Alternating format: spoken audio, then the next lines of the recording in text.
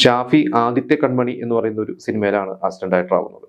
ഷാഫിയുടെ ചേട്ടൻ റാഫി, അതുപോലെ തന്നെ റാഫിയുടെ സുഹൃത്ത് മെക്കാട്ടിൻ, റാഫി മെക്കാട്ടിൻ അന്ന് ഹിറ്റ് റൈറ്റേഴ്സ് ആണ്. അവര് ഡയറക്ടേഴ്സ് ആയിട്ടില്ല. അപ്പോൾ അവര് രാജസേനന്റെ കനിയമ്പാവ ചേട്ടൻപാവ ഇനി കൂടെ ആദിത്യ കൺമണിയുടെയും സ്ക്രിപ്റ്റ് അവർ തന്നെയാണ്. അപ്പോൾ അവരൊരു ഹിറ്റ് റൈറ്റേഴ്സ് നിൽക്കുന്ന സമയത്താണ് അനിയനായ ഷാഫിനെ രാജസേനെ ഇൻട്രൊഡ്യൂസ് ചെയ്യുന്നതും അങ്ങനെ അസിസ്റ്റന്റ് ഡയറക്ടർ ആയിട്ട് വരുന്നത്.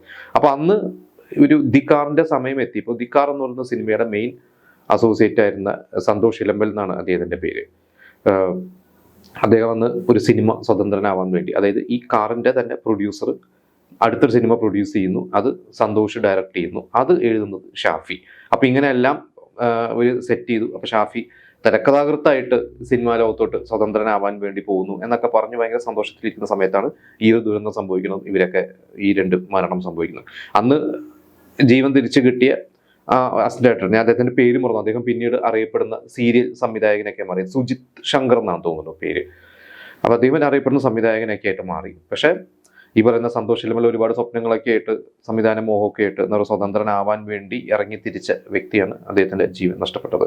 ഷാഫിക്ക് പിന്നെ തിരക്കഥാകൃത്താവാനൊന്നും പറ്റിയില്ല. പിന്നെയും ഷാഫി അസിസ്റ്റന്റ് ഡയറക്ടറായിട്ട് രാജസേന്റെ കൂടെ തന്നെ വർക്ക് ചെയ്ത് പിന്നെ കുറെ നാളുകൾക്ക് ശേഷമാണ് 2001 വൺ മാൻ ഷോ എന്ന് പറയുന്ന സിനിമയിലൂടെ ഷാഫി വരുന്നത്.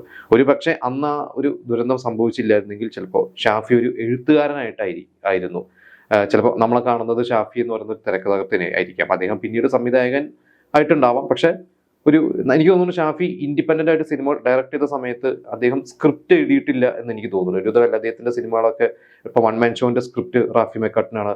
പിന്നീട് പുലിവാലി കല്യാണത്തിന് സിബി ഉദയനാണ്. ബെന്നി പി നായരമ്പലം സ്ക്രിപ്റ്റുകൾ എഴുതിയിട്ടുണ്ട്, കല്യാണരാമനൊക്കെ. അങ്ങനെ കുറെ സിനിമകൾ എനിക്ക് തോന്നുന്നു ബെന്നി പി നായരമ്പലവും പിന്നെ ജെയിംസ് ആൽബർട്ട് പലവരും എഴുതിയിട്ടുണ്ട്.